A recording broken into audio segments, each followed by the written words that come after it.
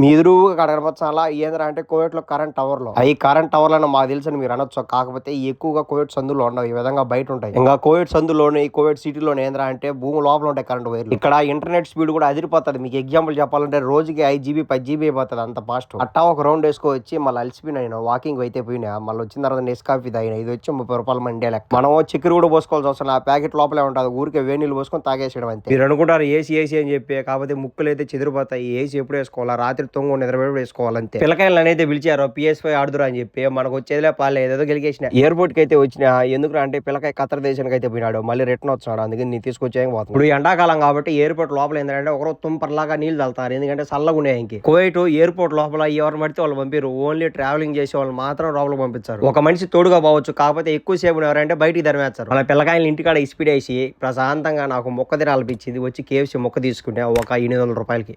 టేకం గట్టి సబ్స్క్రైబ్.